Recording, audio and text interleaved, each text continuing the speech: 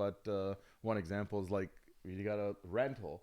Yeah. I see like rental market right now in Toronto. It's hot. It's always hot. But this right now is a particular situation, low inventory, a lot of demand.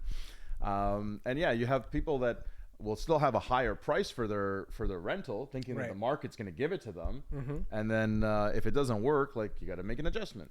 That's a good thing about like people who have been owning property for a while that didn't just buy through the last like 2 or 3 years. Yeah. They bought at a lower price. And they like now with all the interest rates coming up, their renewal is probably coming up too, right? Yeah. And they're kind of trying to decide whether, hey, do we hold on to this property or do we rent it out? And luckily, the rental market, because when interest rates are starting to pump up, people can't afford anymore. So people are like, okay, we'll rent for now. And then when everyone surges to the rental market, that kind of boosts the price, especially when there's no inventory. Yeah, and then I think it also helps so for example, if the market's not the strongest and you have a situation where somebody doesn't know if they can afford to keep the property, having a strong rental market with strong demand and prices allows a person an option just to, hey, I can hold on to the property and it's not going to cost me as much as I thought. At least some of it gets offset with the rent. Another interesting thing that you said there, I think it speaks to the experience too. If you've been in the game before, you have a little bit of experience. You've been through a little bit of up and down. I'm sure there was a little bit of headache and a little bit of hair pulling at some point of a landlord's journey. Nothing's ever straightforward.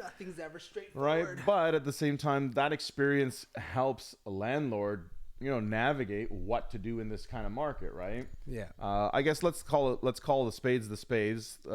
In the rental market, what you need to know as a member of the public, our laws, our bylaws, our policies coming from the government are pretty one-sided, meaning that they favor the tenant quite, would you say unfairly? Or would you say necessarily? I think there was a reason at one point why tenants needed to be protected. Fair enough. Because there are a lot of landlords who will try to get away with whatever they can.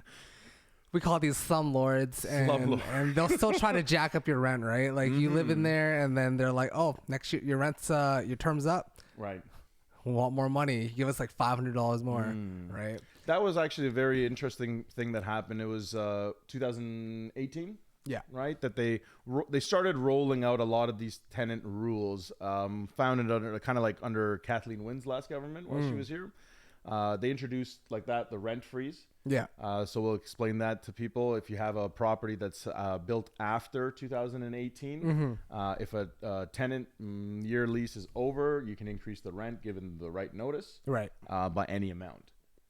But if you have any property that is built prior to 2018, then you're capped in how much you can increase your rent per year. The landlord tenant board will let you know, like for example, this year is like 2.25 or something. 2.5 moving into 2023.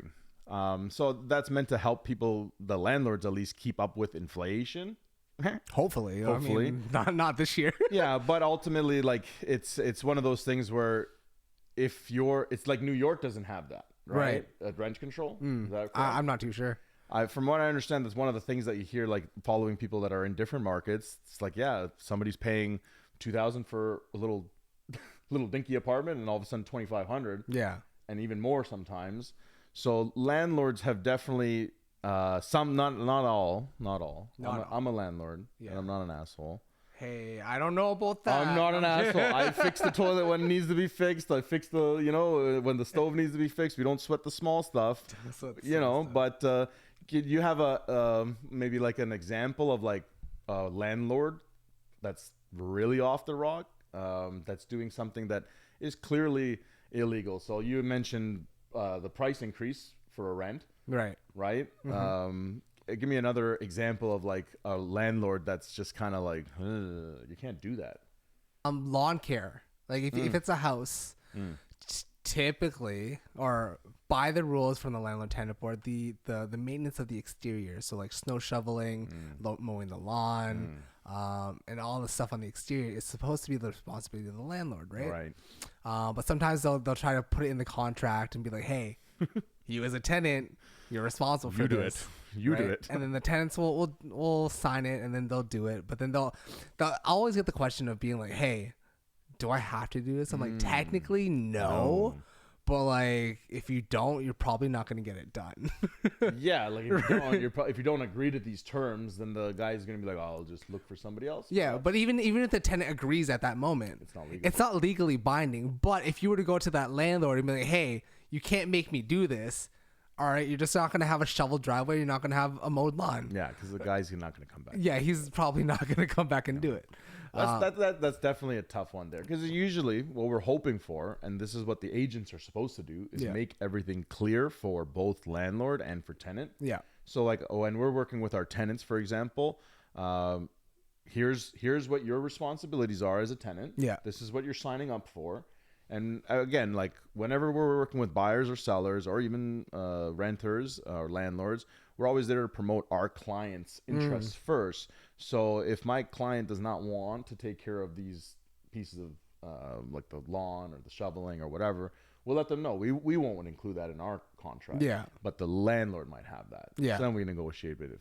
Right. Yeah, Another one is deposits, I guess. The deposits. Well, let's keep on.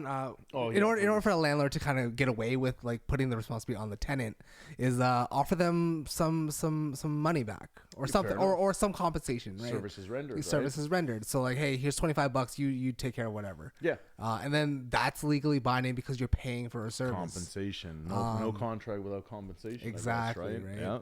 And that's fair thing. Like if I find that most times for a landlord and a tenant, one of the best things you can do is start off on the right foot. And so have these things clear on both sides, not so that there's a surprise when if you sign your rent in June or something like that, and the weather's all nice, fine. But then when the winter comes and you're expecting something and the landlord's expecting something, it can just be confusion for no reason. So communication is definitely key. Another one is like kind of in regards to upkeep and maintenance. Yeah. Is what happens if something gets busted. You know, like wear and tear is one of the things that happens. Yeah. With any landlord, with any tenant, like some are very gentle with the stuff. They treat it like it's their own. Others will beat it up. Yeah. So like common things, toilets will go. It's use and you're using it every day. Stove might go, or not taking care of the fridge might crap out because you got too much hella stuff. dirty. Like, there's like that kind of stuff happens. So what we usually will see is some sort of number that the landlord will pay for after. So like for example, anything up to 50 to $100. Yeah, 50 to $100 is the responsibility of the tenant, and anything beyond that ends up being landlord will come in and figure out what they got. Like you don't want to go as a landlord or as an agent representing the landlord. Hey, this tenant just told me he needs the light bulb change, right? You had that before, right? Hey man, let's not say it happens. So that story was funny. I had two guys downtown. They're both accountants, so they went to school. Smart guys. The smart guys. They're at least smart enough to get jobs for like good companies, right? And these tenants, they look good on paper. Right. Earmark that. Okay. And then, go get into the lease, and then they start calling the landlord, who happens to be in Markham. The property's downtown Toronto, King West, and starts calling the landlord going like, the light's not working. It needs to be changed. And the landlord's kind of looking around, and he's just like, good, change it. It was working when we gave it to you. Yeah. If it fused, it fused. Like, it's just normal wear and tear. And the tenant goes, I'm pretty sure that's your responsibility. Sure. And then the guy goes, no, Yeah. you can change the light bulb. I've left, extra light bulbs there for you. And the guy says, no, we don't want to touch the light fixture. And like, we're worried about breaking it. So the landlord's like, buddy.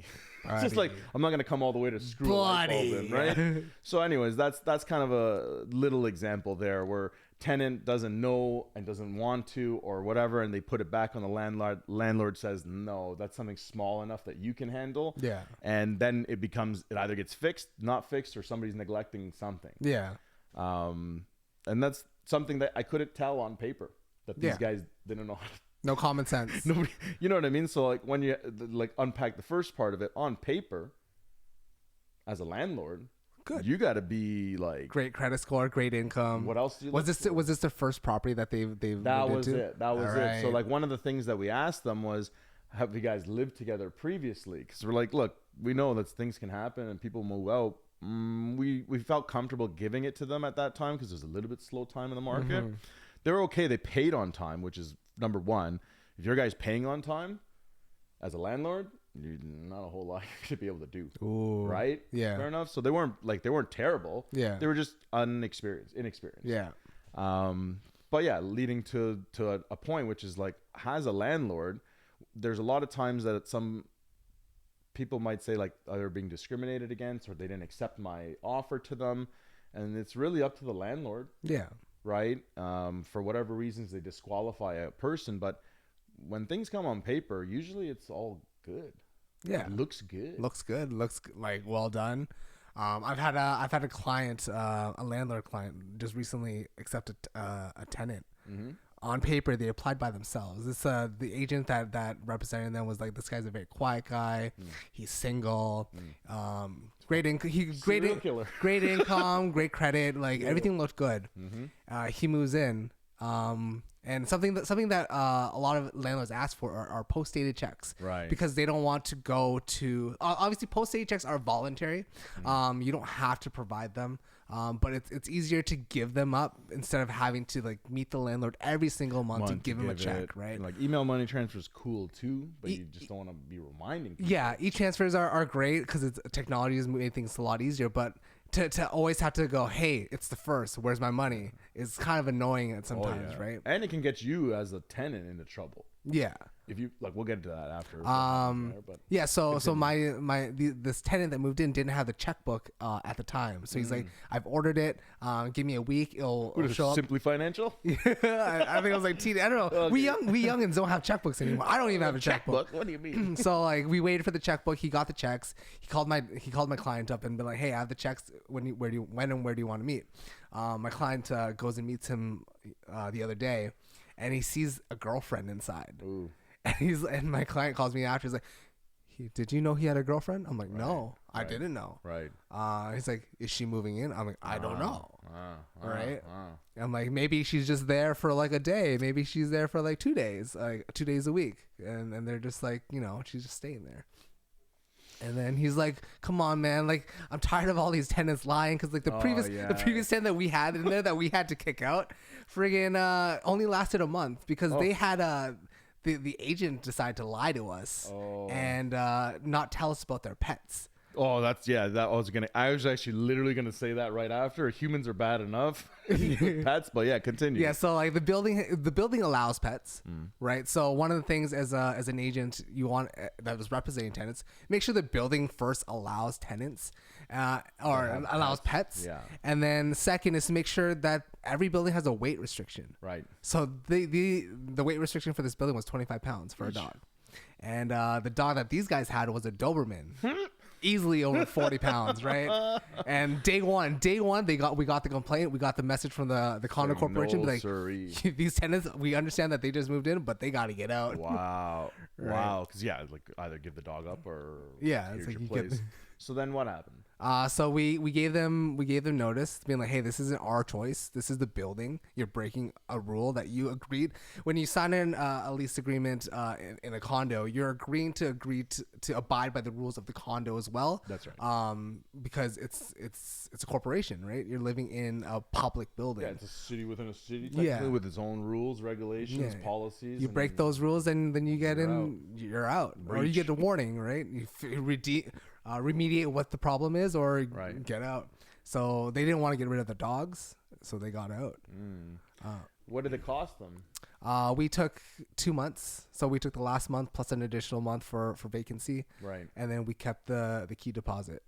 Fair enough. Just for cleaning because they had the pets. Which was like, hey, man. Yeah. So in that did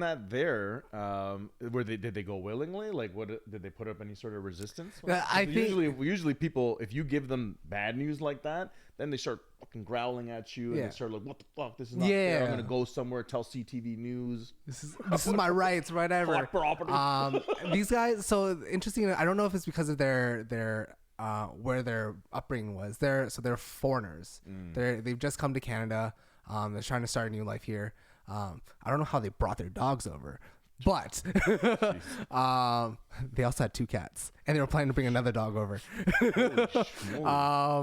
But so because they're newcomers and they're trying to get like a fresh start, they didn't want to cause any trouble, problems, right? So we like, don't want to be trouble, sir. We don't. so they're like, okay, no problem, we'll get out, don't worry. But I definitely have seen, we've definitely heard of stories, horror stories of professional tenants. Well, I know we have one queued up here, and I guess that's a great place to leeway right now, or to segue into our next part. Professional tenants. Can we give a definition of this so that people know what this is? Basically what every landlord / every agent is terrified of getting somebody that is like this, because they exist. There's people that make livings off of this. They make their livelihood like just based on how they can deceive, get into a place, burrow themselves in, and good luck getting them out, because they know the rules. Right. And they know that the landlord tenant board is more so going to side with them. So they know what the absolute minimum things they have to do are, and everything else, good luck. Right. It's like from them, it's like drawing, blood from a stone. Kind of thing. Professional tenants are they're out there. They're out there. Man. They're interesting. They're out there. They're different types. So there's ones that don't pay rent. So they'll look good on paper and everything like that, and they'll give you your first and last. They have great income. Their credit looked good, and then the next month, the second month, maybe they'll pay you the second month. Maybe. And then the third month comes in, you're like, where's my rent? Fourth month comes in, where's my rent? Fifth month comes in, where's my rent? And then it just keeps going, and by the end of it, you're out $13,000, $15,000, just waiting for a check to come in. And that's part, like, just to stop you for 1 second, when the person doesn't pay the first, like, so when we as a tenant, to anybody that doesn't know how it works, we as a tenant, you'll be required to give a rent deposit, which, like Yusan said, first month's and last month. Yeah. That's the legal deposit that you're allowed to take. Yeah. Anything beyond that, you can't be forced to give it. You can give it voluntarily, which should be noted in writing to prevent any confusion. But legally, a landlord's only really supposed to take a first and last month's deposit. Yeah. So that's usually given to the person in forms of certified checks. So it's actually physically they have it. But after that, you're waiting for either a post-dated check or an email or whatever. And it doesn't come. What does a landlord do at that? What should a landlord do? As soon as the rent's a day late, you file what is it, an N4? I believe it is. I might be wrong. Non-payment of rent, and you submit that to the landlord tenant board, just so you have a paper trail. Yeah, and you start because we know not everything moves fast. Yeah, especially the landlord tenant board guys.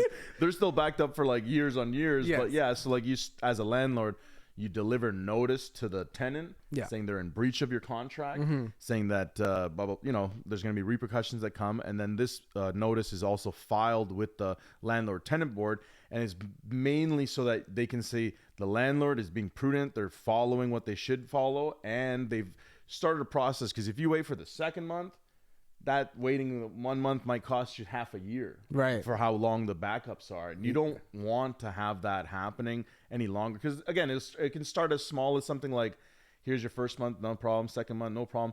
Third month, hey, where's my money? I have some of it. Yeah, I can give you half. Yeah, and then if they give you half, you best believe you're still getting that filing notice. that, yeah. And then the next month is like just a day late. Yeah. And a lot of people will say, I don't want to make a big deal out of this. I don't want to rub somebody the wrong way. And it's like, no. As a landlord, you got to stand up for the fact that this is how you normally will operate. And this is what you do for anybody. You're a nice person, but this is a business at the end of the day. So I find that landlords sometimes feel bad about that. Yeah. And that's what these guys are looking for. Yeah. Right. So again, a professional tenant, look good on paper, make you feel very comfortable with it. But once they get in there, if they're not paying you, then what can we make any assumptions about how they're caring for the place? It's gonna be trashed. Fucking trash. Fucking trash. There's gonna be holes in the walls. But when they actually move out, oh, good luck. Because you're evicting them. Oh my god, that house is. You're not only out rent, you have to pay for the repairs and bring it back to like living conditions. Yeah, a lot of stuff probably not even gonna be in working order. They'll fucking take everything. They'll damage everything. Yeah, paint is like the least of your worries. Yeah, exactly. Your appliances, everything, right? Yeah, and that goes for like outdoor, indoor. Because I'll have an example like 2 doors down from where my parents are. They're students. They're exchange students, I guess. They're coming here to do the school, and like God bless them, they're here to do better for their life and all that. There's about 15 of them living in a house, and they have the grass. The grass is like, I'm a tall guy, it's half up to my body. Oh that's my God. That's like 4 feet almost. Yeah. Sorry, I'm not 8 feet. You're not 8 feet. But like, yeah, it's pretty much up to knees and hip level, and they don't care. And then when you see like that, is not a tenant from hell situation. No, that's just a bunch of people getting accommodated and like trying to live life. Yeah. But let's roll with this one here. There's a headline for the people as they can see, and like, okay, so like I guess while you're pulling that up, you can contrast the way that our laws are with some places, for example, in America, where it's different. Like we said, the pandemic caused huge delays at Ontario's Landlord and Tenant Board, and some landlords say it's led to some tenants abusing the system. If a tenant moves in and refuses to pay the rent, in many cases, trying to have them evicted could take as long as a year. Here's Pat Foran and Consumer Alert. Pat. Nathan, our buddy Alex had a she client became like concerned when her tenant stopped paying the rent earlier this year. She then found out the tenant has done this before with another landlord. Now she's worried she could lose her home. The landlord of this Mississauga home says the tenants inside paid first and last month's rent when they moved in. They paid one more month and then stopped paying. Why are you recording me? The landlord has complained that you're not paying your rent. Hey. I'm one small landlord with one property. Tojeg Roshankar owns the home, is a single parent who also cares for her mother. She says she's owed $13,000 in rent and utilities. She became more concerned when she found out her tenant, they Shasta ratted her Reed, out and her too. sister, Oh my God. Shironi They put Tynes, her out had an there. eviction hearing earlier this year after failing to pay their former landlord almost $10,000. I learned about the whole patterns. They get into a tenancy agreement, pay the first and last, and stop paying with various reasons. It's in order, because if you go to the landlord tenant board as a landlord and you don't have records, and you don't have communication records, and you don't have financial records showing like here's your, like have all your items lined up, man, you're just gonna make the process longer for you.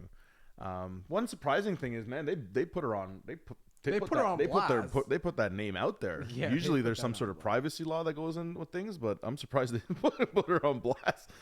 But then and just judging by the reaction of the person there for that short time that we saw them, she didn't seem like she didn't care. She just like, get off the property. She's like, get off the property and stop filming me. I know what I do, right? Have you ever come close to, like, okay, have you ever had, okay, as an agent now, let's just say this. Yeah. Let's be real. When it comes to leases, we will help a lot of people that we know, like as a source of business. But another secondary source will be like strangers, people that we've never personally met. Yeah. We might meet them first via, they reach out to us on some sort of platform, social media, Kijiji, or some one of our websites, something like that. And they say that they're looking for a place, and we go, okay, no problem. Let's get a couple things out of the way. And that's what an agent will call pre-qualifying. So we want to make sure that this person can actually rent what they're asking to rent. And we know that the tenant is going to have to provide documents, supporting documents. And so we're the ones that get the first look at it. Yeah. And one common thing ends up being like, if you don't have your stuff, like I don't need to rent the place as an agent. I can go see the place, show as many places as I want. But if you don't have your documents lined up, what am I going to talk to the landlord about? Yeah. What can I negotiate with? I can just say on the phone, like, I got a great guy. I got a great guy. He makes good money. How much does he make? I don't know. He says he makes 60. I don't know. What's his credit card? He says it's good. Right. What is good? Like 600, right. So 700? there is some sort of standard that a landlord and an agent's looking with. So we would prefer as agents, we were not trying to waste our time either. Yeah. So we're going to be kind of like, we're going to be filtering through like, okay, who's who, and are they ready? Are they motivated? Are they going to be straightforward to work with, or is it going to be like pulling teeth? Right. And in there, I might start getting whiffs of, this guy seems like A little fishy. nuts, like nuts, nuts. like little nuts. Right. And then as a landlord, again, they're relying on us as an agent to give them the information. Right. So yeah, like if you have a situation where the tenant is not paying it, it's not going to be clear to you ahead of time. Right. Same way that it's not going to be clear that, like, yeah, they say it's only them that's going to be renting it. Yeah. But then all of a sudden boyfriend / this person / that person, or a pet shows up, or something changes in the middle of things. And I get it. People fall on hard times. So this is not here to bash anybody that's going through something right now. It's just that there are people out there who take advantage of the system. It's deceptive. Right, because the landlord, like any legal system, takes a long time to get through, right? So and in this kind of case, there's one. So like if you stop paying rent and you make it a consistent thing, you feel like you don't have to do it anymore, right? Oh yeah. It takes like, hey, you can live rent free for a year, and then what happens at the end of that? Oh, you just leave. Just leave. You don't get any. There's no black mark put on you. Yeah. If they don't find out, there's no registry system. So Yeah. like basically, like I've seen stuff where, for example, like. It's like rate, remember Rate My Teacher? Yeah. It's like rate my landlord. And then now it's like rate my tenant. And then it's like, there's like, no, you can't do that. Because now you're discriminating against people. But they can have one for landlords. Yeah. Interesting thing. I saw a post the other day. So there are some tenants out there who will only pay the utility bills because that's on their name. Oh, so everything else is yeah. So their credit will get affected if they don't pay the utility bills, but they won't. Their credit won't get affected if they don't pay rent. Right? So like, hey, I want to buy a house. I'm gonna keep my credit good. I'm gonna rent for 3 years. Oh my gosh! Right, see, like, and my not mind pay doesn't rent. even go there. Right, and take this into. There are these other people who will look great on paper, be good. They'll rent a full house. And did you hear that? Remember that one where they turned it into a friggin' housing? Yeah, the multi-unit, like the guy. What was it? The guy rented the place, then he rented it. He sublet it further to a bunch of students. Yeah. And what was it? $500 or $600 per bed. Per bed. And there was bedrooms in the living room and the kitchen, just the whole thing. He made more money off of that entire process than the landlord made off of him. Yeah, and right? the fine he had to pay was minimal to what he made. It's kind of shitty. Because like that's another one too. I guess we can say like, hey, so for example, person falls on hard times. Yeah. The rent, they've signed a 1-year lease, right? That's a binding contract. Yeah. You're expected to pay every month. That's what the contract says. On the first or the second or whatever day of each month, person's going to deliver X amount as compensation for the rent and the space and whatever else comes with that, right? Yeah. Parking spots, whatever. When that ends up happening, and the person doesn't really live up to their side of the agreement, the landlord has absolutely, like they have to fight with the law. That's the only thing they can do. Because some people will be like, "Oh, my guy's not really paying me, or he's not a good tenant. How do I get rid of them?" That's a very common question that landlords will ask. And like, hey, by the book, you just can't tell somebody to leave. One thing before we kind of before we leave the topic here, there's legal and there's illegal. Yes. Just because you put it on a contract doesn't mean that it's legal. So Facts. that goes towards landlords, where it's like, hey man, I get it. You want to protect yourself the most you can, and I totally get that. But you got to do it legally, right? Because illegally you can get fined, and the fines are pretty big. Yeah. So one of the ones that I was going to bring up was just a story about somebody trying to sell the unit.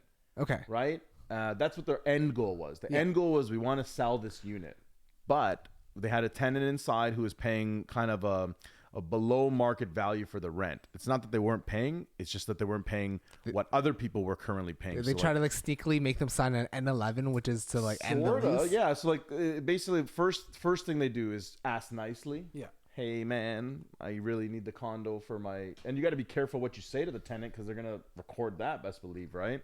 But anyways, they say I needed to sell it. But they can't tell the tenant that because the tenant is going to stay there. So instead they say, I got to let my direct family member move in. Yeah. And then they produce a document that says that person's going to move in, and then that starts the process. But then the landlord eventually sells the property. Yeah. And the tenant finds out. Guess who owes money? The landlord's got to pay money back to how much do they owe? A full year. Pretty much. A full year rent. Full year, because like and plus whatever it costs for you to get a new place. Yeah. So it's not just like easy kick them out. There's a lot of people that will say like, oh, gotta do this, gotta do that. Yeah. But like you gotta follow the rules because the tenant rights are up there. So tip for landlords, if you want to sell and you have a tenant in there and you want to get them out, What's the word in our industry? Cash for keys? Cash for keys is one of the best things you can offer. At least it's value. Yeah. Right. For the landlord, he's trying to achieve something. For the tenant, at least there's a compensation given. Yeah. The person is definitely going to cash out Yeah. when they sell it, but it's like mutually agreed upon terms and conditions. Yeah. So as a landlord, how much of an inconvenience is it to have a tenant in there while you're trying to sell? Very difficult. Very like difficult. a person just refuse showings. Don't make it easy. Don't present the property nice. Like I've had a situation, probably you've had it too, where you go to the properties for rent and it's for sale. Yeah. And I have a client that wants to go buy the place. We go to a showing. We've booked a showing. It's confirmed. We have an appointment to be there. We're allowed to be there. Get to the door. Tenant's home. Opens the door. Go fuck yourself. I'm not letting you Not letting you in. What am I gonna do? Yeah. Yeah. Technically, they're supposed to cooperate with But the people are agent people. when they're showing, but people are going to be people, and there's nothing you can do about it. Yeah. So selling it with a tenant, not necessarily ideal, because somebody else has to agree to take this person on, which is, if it's already hard enough for a landlord to select a person off the street and make sure that they get the proper screening and pre-qualifications, imagine a buyer coming in saying, I'm going to put my money down and I got to make sure that this person's actually paying me. Yeah. But when the pandemic was happening, actually, this was interesting. The market was going nuts, and multi-residential properties, like these are duplexes, triplexes, multiplexes, were coming on sale. And you had a lot of situations where the landlords were receiving below market value rent, $700, $800 bucks. They weren't even receiving the rent. Right. But they would advertise that they are getting, this is how much they should be getting. Yeah, this is our cash flow right now. This is your cash flow. It's like, if you got rid of these people, this is what you could be getting. What you could be getting. And the crazy part was, bro, people were buying that shit firm. Yeah. And then they come back to find out nobody's paying rent, bro. And like, we had a couple stories from our office with agents. Again, deal with the best and you don't have to worry about these things. But yeah, they were saying like, give me the particulars. I want to see bank statements. I want to see the deposits actually coming into these accounts. But guess who didn't get the offer? Sometimes they don't get the offer because they know this guy's smart. He's looking for the right stuff. But imagine how many people got unloaded property that they can't even get the tenant out anymore. Yeah. It's just like, what the fuck did you do? Sometimes it feels bad too, because like these if you want to, if these people who live in the triplexes and duplexes, they've been there for years. Like 10, 20, 30 years. Yeah. In the condition that they're living in, you're like, why, how? But like, and then you look at their rent and like, oh, you're paying $500, $600 a month. That's why it makes sense. And then like these people are old people. They're retired. They have no money. They're on pensions. And you're like, I gotta kick you out now. It's heartbreaking. Where am I gonna send you? Like, it feels so bad. Like, I don't even want to buy the property anymore. Yeah, exactly. to have that karma. Yeah. So I think that, like, if we're gonna close it off here, there's a lot more to discuss. Definitely about landlord tenant board, landlords and tenants. Now, if you're on either side of the fence, you're people too. We want to be able to help you, give you value. So you can always reach out for any of your questions. If you're landlords, any questions about if you're tenants, feel free to drop us a line. Yeah. Make a comment. It'll be in the descriptions. We'll always be dropping little stories like what we talked about here. And again, the idea here is we want to keep it short and sweet so that it's not too much information. But hope this one was good for you and gave you some insight. And if you're looking for and for our to catch up to our new segment, we're going to do some reactions to some pretty cool videos that we've seen recently. Let's open this up. No, the wrong one. So what's this one you said? So this honestly, I believe that giving flowers where flowers are due is a huge thing. Giving credit, yes. Giving credit where credit is due. Giving credit where credit is due. I think it's a big thing. Yeah. We should be doing more of it. You got time for that. Ain't nobody got time for that. Right. Okay. So this is a project Forma Cons in Toronto. Big development. And this agent here, honestly, like, he did great. Made me want to like. I forgot the rest of my You wanted to hit it up? Yeah. Okay. You got volume? And it's kind of boring making all these same old real estate videos every time. Is there anything else we could do differently, man? Do you know how to dance, sing? Ooh, reloading. Or rap? I wish, man.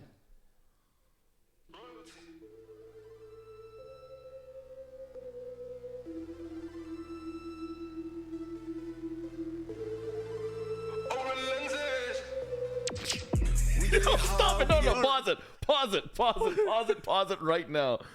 We gotta let this queue up because that was just fire. Hold on. This guy, look at this cat. Look at this. Yo, he's look at fire. this. I rate Just this look so at this. much. I'm already feeling it right now. This guy got me all like energy right now, man. Bro, this guy's here to sell us condos. Okay, continue. Sorry, I just got really. All right. All right, we gotta let it load again. We get high, we get high like. We get high, we get high, we get high like. We get high, we get high, we get high like. We get high like. We get high like.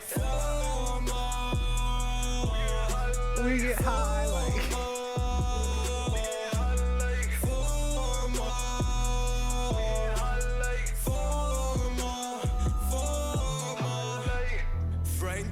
Legendary when it drop. Too many stories must be scary from the top. Bars, right? He's talking about the property, the project. I'm selling you all. Yo. The regiment, homecoming residents, right by the mint of his legacy. This will be history, yeah. Listen to mystery, more presidential than Hillary. You get a unit that's victory. You get a unit that's 1 in 2,000. You're literally. Hey, there's 2,000 units in this building. We know that. It's a high building. We get high, we get high like.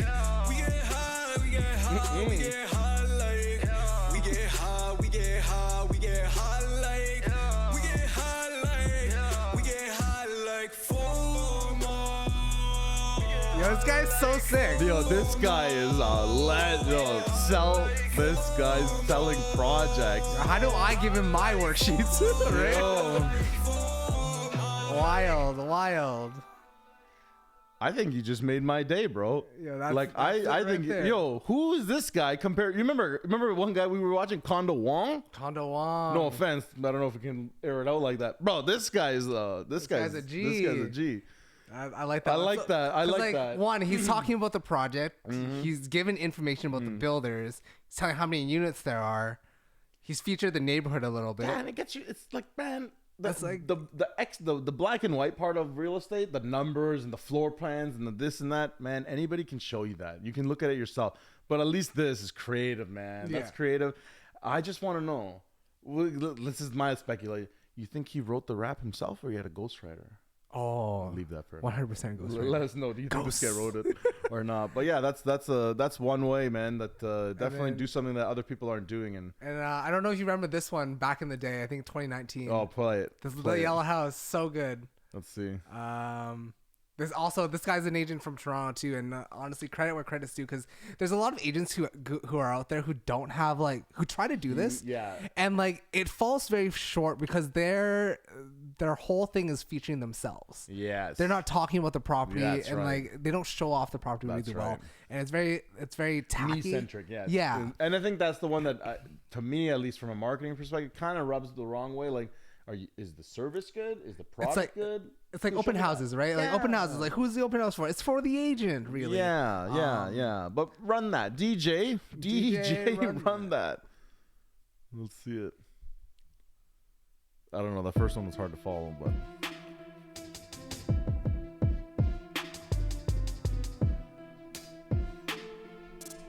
Heavy trap beats.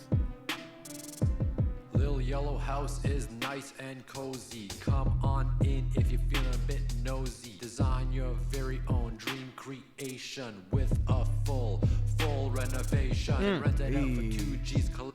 Collect all the monies.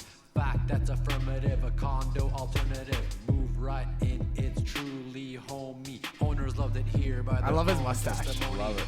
Little yellow house, you'll love the little with the hook. house. Yeah. Little yellow house is the perfect place to live. The neighborhood is lit, starting with the farmer's market. Next door, police station. Fire going up like a you're safe. vacation. You got cops beside you. Boulevard all the way to the city's heart. Another reason, Woodbine Park festival season. Couple blocks away, you'll be chilling at the beach all day. Little India, just the other way. What all this for 500K?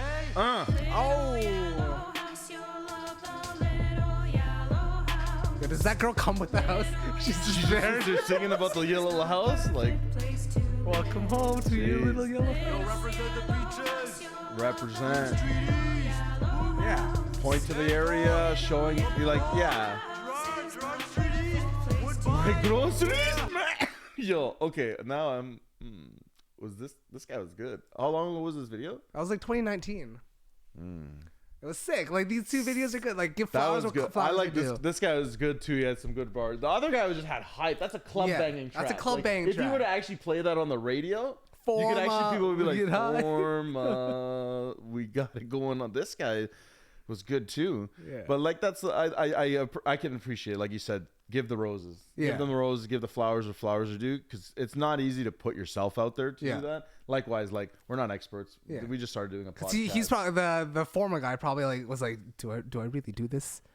You gotta let it go. Yeah, right? you gotta let all ego, that stuff go and just go, man. Dropped his ego. It was just like this is great marketing. This is great content. I think so. Like it was engaging. I was like, as soon as I don't know, the playback's gonna show it, I'm bobbing my head. Yeah. I'm listening to it. Drop some lines, I'm feeling it. Yeah. You know, like it's good. So I like these ones. These ones are really funny. We've throw the roses where the roses are. Are you not entertained? Are you not entertained? If you are, join us next week when we have another episode and more reactions. More reactions. Thanks, guys. Talk to you again.